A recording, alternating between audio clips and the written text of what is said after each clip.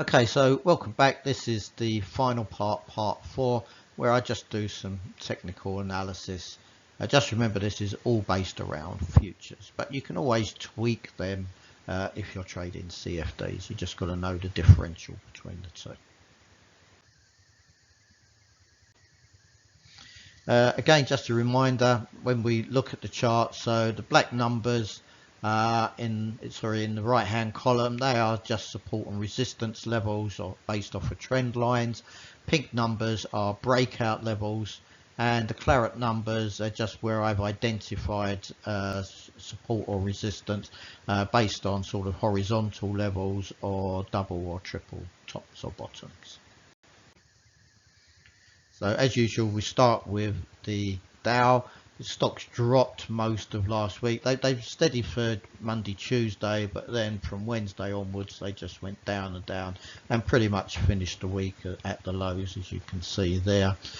So for the Dow, I've got resistance at 35,608. I've got support at 35,104, but that is a breakout level. Moving on to the 30-minute, as you can see towards the end of the session, they had that big sell-off. So on the 30-minute, I've got resistance at 35,602, pretty much the same as the daily, with support at 35,111, just in front of that breakout level. Moving on to the S&P, I've got resistance at 46.32. I've got support at 44.92, but again that is a breakout level, and below that support at 44.74. For the 30-minute, I've got resistance at 45.62 and support at 44.93, which again coincides with that sort of 44.92 from the daily for the breakout levels. It's support, but if it gets through there, I would expect to see that market move lower. For the Nasdaq, I've got resistance at 15,820. Got a few support levels: 15,332, 15,085, and 15,021. Okay, just remember, you can always take screenshots or just take photos with your mobile as a refresher, reminder of this if it helps you. Moving on to the 30-minute for Nasdaq, I've got resistance at 15,622, 15,600, and also 15,370, with support at 15,330.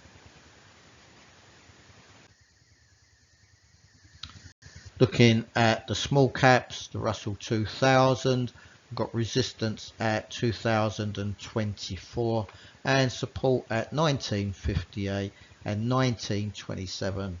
The 1927 again being a breakout level. Moving on to the 30-minute, I've got resistance at 1986 and 1966. With support at 1963. Again, you know, I would expect that one of them to be broken very quickly on the reopening. Moving on to currencies, so cable, pound against the dollar, I've got resistance at 131.48 and also 128.51, with support at 126.01. Again, most of it's around what's happening with the dollar rather than the pound. You know, to be honest, I can't believe that it actually got back up to 131. You know, fundamentally, I think the US has got a much stronger economy than Europe overall, than just the UK. So here's the 30-minute. I've got resistance at 128.04, 127.96, and 127.94. with support at 126.46. Moving on to the euro against the dollar, I've got resistance at 111.78 and 110.75, you know, again, seeing that up to 112, 113, just almost seems unreal, but it was based against the dollar. So support I've got at 109.25 and 108.71. On the 30-minute, I've got resistance at 110.65. I've got support at 110.09, but that's another breakout level, and then 109.52. You know, again, just remember, all of this is just my analysis, but it's also my views. None of it is recommendations for you to trade. I'm just trying to help you.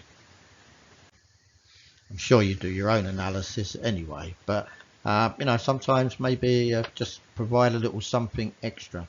Hopefully we do. Moving on to Bitcoin, you know, what was one of those most volatile contracts ever on the planet.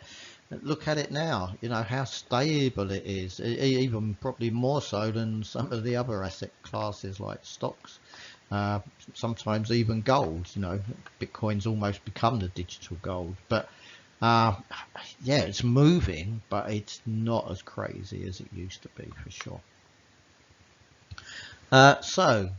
Looking at the levels, resistance 32,103, 30,150. I've got support at 28,255, but again, that is a breakout level if it does get there, and it could drop a lot lower if it does. Again, just remember, it's just my view. Bitcoin 30-minute, I've got resistance at 29,400 and 29,307, with support at 28,859. I just keep this one in here as it's more of interest than anything else, just so we can see how the markets are reacting to each other. So this is the Bitcoin against Nasdaq, and at the moment, sort of Nasdaq selling off, and Bitcoin's also been a bit under pressure. So as you can see, they're sort of getting a bit closer on the chart. So a little bit more convergence, where in previous weeks they've been diverging. Gold still has a sort of fairly volatile time. At the moment, I've got resistance at 1988 and support at 1954. Moving on to the 30-minute, I've got resistance at 1982. I've got support at 1965, but again, that's another one of those breakout levels should it get through there. And then I've got support at 1951 below there. Last but not least, oil. We saw a very steady week from oil. It closed just, you know, sold off just towards the end, bit of profit taking for the weekend. But, you know, it's threatening to break out. It's probably not quite there yet. As I said in my previous parts, I would probably want to see it break 84, 85 before it would convince me that it was going to maybe test 90. You know, obviously that's going to upset central banks, because that's going to just give a little bit of a nudge to inflation on the upside if it does. Support levels, I've got 79.06, 77.32, which is another breakout on the downside should it get there, and support at 73.45. You know, $10 between support and resistance there, the extremes, but oil can be that volatile at times. And finally, the 30-minute, I've got resistance at 83.31. I've got support at 81.50, 80.99, which again is another one of those breakout levels. And finally, 80.05 as a support level. So I hope this all helps you during the week. You know, feel free to send us some feedback, what we do and what you'd like to see us do, really. You know, we take positive and negative feedback very well. because it helps us to improve. So just going to finish off going through some of our services. So our daily newsletters, global headlines, global news in detail, and my views. And then if you want as a subscription, separate service is fresh daily chart levels, and also pivot points. See, that proves I'm not AI because I just made a mistake. And one-day workshops, again, if you're interested in trading but you're not quite convinced, then that's going to help you to make your decision. If you're already trading, you might have gaps, and we do a whole variety of different workshops, so hopefully we can fill those gaps for you. If you want to get into trading, you want to get those real basic but strong foundations to set you on your trading journey, then that can be done with our 1-week course. One of those courses does include a free trading challenge, and if you've got that inner trader, I will help you to discover that within that week. If you're really convinced that trading's for you, then why not take our comprehensive accredited masterclass? Now that's designed to provide you with all the fundamental knowledge as well as the trading tools to navigate any market conditions, and also any asset class. And sort of a complementary one to that is our Flexi Masterclass, where we also in that provide a free trading challenge. Now these are extended courses, the masterclasses. They include at least 4 weeks of guided learning, but you can break them up. You don't have to take all of them at one go, because we know that you've all got busy lives. So we run these courses very regularly. So that allows you to come and go as you need to within them. But overall, it also allows you between the guided weeks to go away and practice and build up your own understanding of the markets, because that is very useful to you. Check out our academy, you can see it all there.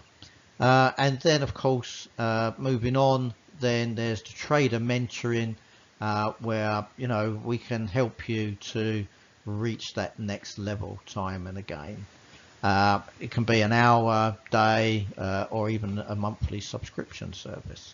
We help companies with their FX and commodity exposure. We provide educational content to individuals, exchanges and brokers, and we're adding more and more of them all the time. And as I've mentioned a few times, if you're looking for that funded account because you feel that you haven't got enough capital, or maybe you just don't even want to risk your own capital, then there's one of our partners there. But we do have another 1 or 2 as well now. So that's going to give you choice, which is what we'd like to do. Any questions, please send them to info@symaxfintech.com. If you've got any questions that you'd like to send direct to me, it's chris.tubby@symax-int.com. That just leaves me to wish you a great week next week. Inflationary data is coming out, so just be ready for that. Remember, potentially lower volumes, higher volatility. Adjust your sizing of your trades, have that wider stop loss, but without increasing the potential loss, and that's important. And all that leaves me just to wish you the very best of luck. Have a great week, and of course, be lucky.